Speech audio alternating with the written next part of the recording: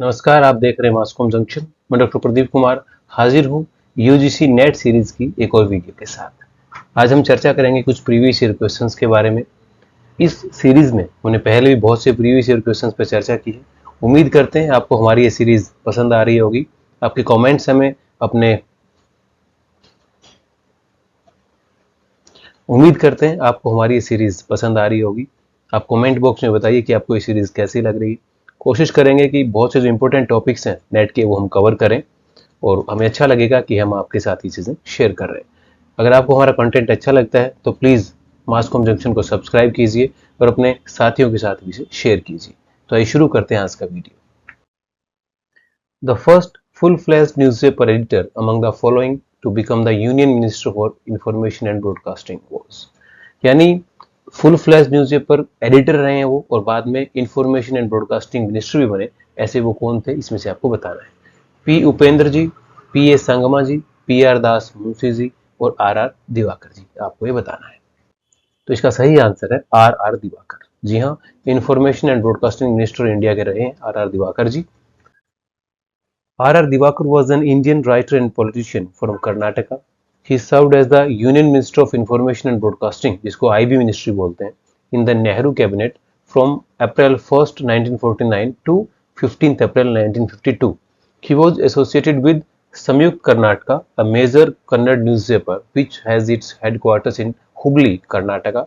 R. R. Divakar also served as President of Indian Newspaper Society 1962 से 63। 1962 से 63 के बीच में ये आईएनएस के प्रेसिडेंट भी रहे हैं। तो आर आर दिवाकर हैं जो एक समाचार पत्र के फुल फ्लैश समाचार पत्र के संपादक भी रहे और उन्होंने एक तरह से आईबी मिनिस्टर का पदभार भी संभाला और आईएनएस के भी वो प्रेसिडेंट रहे हैं। Then identify the news portal run exclusively by women for rural journalism in India, यानी हिंदुस्तान में बताना है ऐसा कौन सा न्यूज पोर्टल है जिसको सिर्फ महिलाएं संभाल रही हैं एक्सक्लूसिवली। बहुत जाना माना ये एक तरह से न्यूज पोर्टल है, समाचार पत्र भी पब्लिश होता है, तो आपको बताना है कौन सा है। गांव कनेक्शन, खबर लहरिया, ग्रास रूट, कुरुक्षेत्र, तो कौन सा वो समाचार पत्र न्यूज पोर्टल है जिसको एक्सक्लूसिवली जो है महिलाएं रन कर रही हैं और रूरल जर्नलिज्म के क्षेत्र में इसने बहुत अच्छा काम किया है, यूनेस्को अवार्ड भी जीता है। तो इसका आंसर है खबर लहरिया। जी हाँ, बहुत ही बेहतरीन ये अखबार है खबर लहरिया। आपको इसके बारे में और डिटेल में भी पढ़ना चाहिए इसकी वेबसाइट पे जाकर के। उसके वीडियोस भी आप देख सकते हैं, यूट्यूब चैनल भी इसका है। खबर लहरिया is an Indian newspaper published in various rural dialects of Hindi, including Bundeli, Awadhi, and Vajika dialects. The newspaper was started by Nirantar, a New Delhi-based non-government organization which focuses on gender and education. It covers local political news, local crime reports, social issues, and entertainment, all reported from A feminist perspective, यानी महिलाओं के perspective से इसको, उस दृष्टिकोण से उनको cover किया जाता है और आज बहुत ही अच्छा काम ये कर रहे हैं।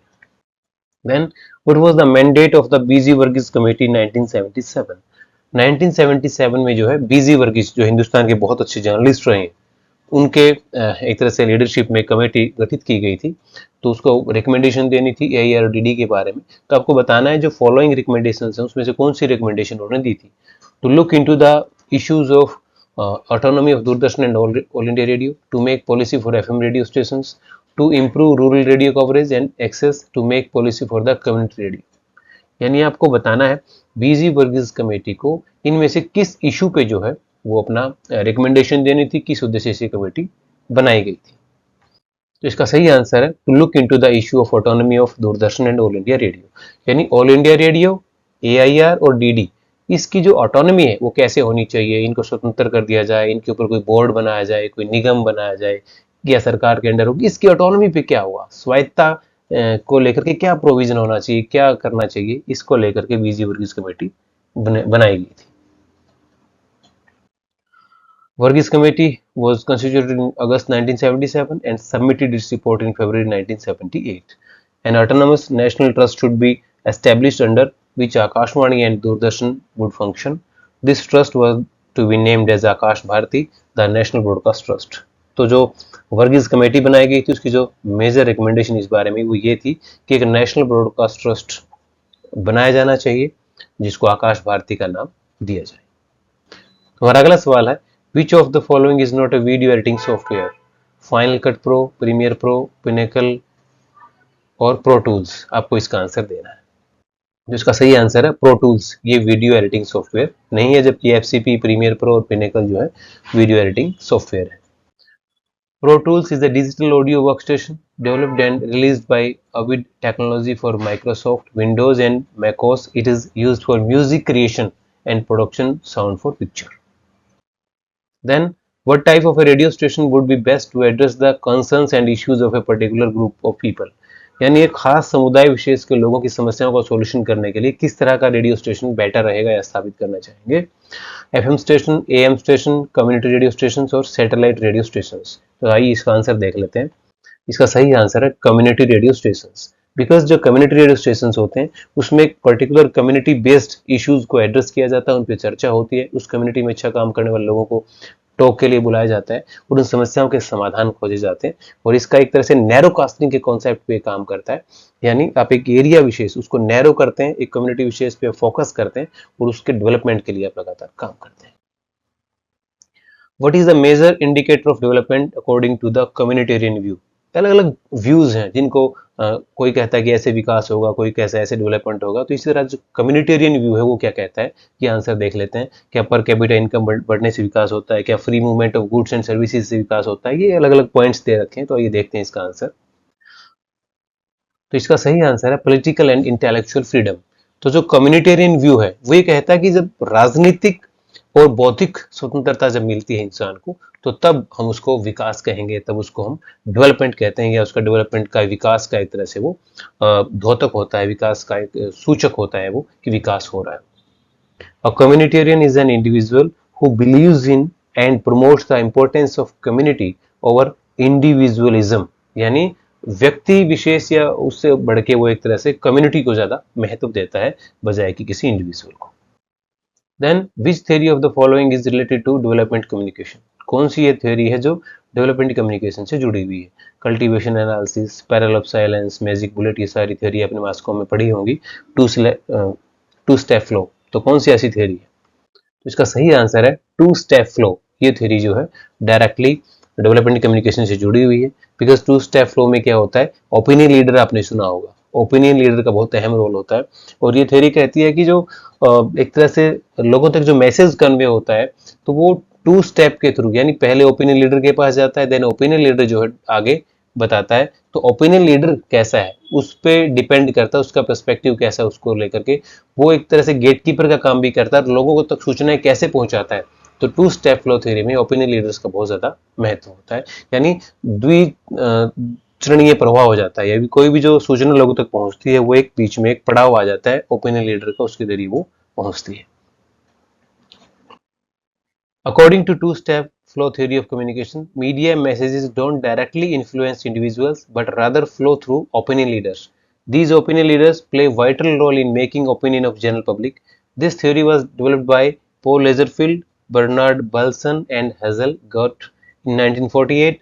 They initially formulated the theory based on research conducting during the 1940s US presidential election. उस दौरान इन्होंने इस थ्योरी को एक तरह से सिद्ध किया कि 1940 के जो यूएस इलेक्शन थे जो राष्ट्रपति के, उस दौरान उन्होंने डाटा इकट्ठा किया और बताया कि ओपिनियन लीडर्स जो है वो they play vital role in making opinion. The financial health of Indian news agencies is affected because of decline in advertising support, growth of local newspapers, lack of professional manpower, emergence of news portals। तो ऐसी कौन सी वो वजह है जिसकी वजह से news agencies जो है वो एक तरह से सफर कर रही हैं, उनकी फाइनेंशियल हेल्थ को थोड़ा नुकसान पहुंचा है? इसका सही आंसर है एमरजेंस ऑफ न्यूज पोर्टल्स। जैसे कि आप देख रहे हैं आजकल पूरी दुनिया जो मोबाइल पे आ गई है, अलग अलग न्यूज पोर्टल्स हैं, समाचार पत्रों की अपनी ऐप है, न्यूज पोर्टल्स नए नए खुल रहे हैं, तो इसकी वजह से कहीं ना कहीं ऐसा लगता है कि न्यूज एजेंसीज प्रभावित हो रही हैं, उनकी फाइनेंशियल जो कंडीशन है वो थोड़ी सी वीक हो रही है। What is the frequency of सैनिक समाचार? ये सैनिक समाचार जो है समाचार पत्र या पीरियडिकल, इसकी क्या फ्रीक्वेंसी रहती है, कितने दिन में निकलता है, वीकली, मंथली, फोर्टनाइटली, बायएनुअल? तो इसका सही आंसर है फोर्टनाइटली, पाक्षिक। सैनिक समाचार भारत के सशस्त्र बलों के बारे में एक पत्रिका है। यह पत्रिका भारत सरकार के रक्षा मंत्रालय की ओर से अंग्रेजी सहित 13 भाषाओं में हर पखवाड़े प्रकाशित होती है। सैनिक समाचार का इतिहास फौजी अखबार पत्रिका से जुड़ा है, जिसका प्रकाशन 2 जनवरी 1909 को शुरू हुआ था। Identify the correct chronological order of the following transborder broadcasting corporations। ये एक तरह से मीडिया प्लेटफॉर्म है, संस्थान है दुनिया भर के जाने माने, Voice of America, BBC World Services, All India Radio, Voice of Russia. तो आपको बताना है ये कब शुरू हुई, इसकी क्रोनोलॉजी क्या है, कौन सा पहले शुरू हुआ, उसके बाद कौन सा शुरू हुआ, ये आपको बताना है। तो इसका आंसर है वॉइस ऑफ रसिया जो है 1929 में शुरू हुआ सबसे पहले। बीबीसी वर्ल्ड सर्विसेज 1932 में, जो कि बहुत महम एक तरह से ब्रिटेन की संस्था है, समाचार संस्थान। ऑल इंडिया रेडियो AIR 1936 में शुरू हुआ, जैसे आपको पता है पहले क्लब रेडियो होते थे, बाद में ऑल इंडिया रेडियो आया। देन वॉइस ऑफ अमेरिका 1942 में शुरू हुआ, अमेरिका का वॉइस ऑफ अमेरिका। तो ये इसकी क्रोनोलॉजी है जो आपको पता होनी चाहिए। तो डियर स्टूडेंट्स, आज हमने प्रीवियस ईयर क्वेश्चंस को लेके बहुत से अच्छे अच्छे क्वेश्चन सोल्व किए हमने। उम्मीद करते हैं इनमें से कोई क्वेश्चन आपके इस एग्जाम में भी आएगा और आपको एक मदद मिली होगी, आपको एक लेवल समझ आया होगा किस तरह से सवाल पूछे जाते हैं और किस तरह से आपको उसके आंसर देने हैं। और एक क्वेश्चन के जरिए आप 3-4 अलग अलग क्वेश्चन भी एक तरह से सोल्व कर लेते हैं इस एक्सरसाइज के जरिए। तो इसी कड़ी में कुछ और नई वीडियोस के साथ हम आपके साथ हाजिर होंगे। तब तक आप जुड़े रहिए हमारे साथ और देखते रहिए मास कॉम जंक्शन। धन्यवाद।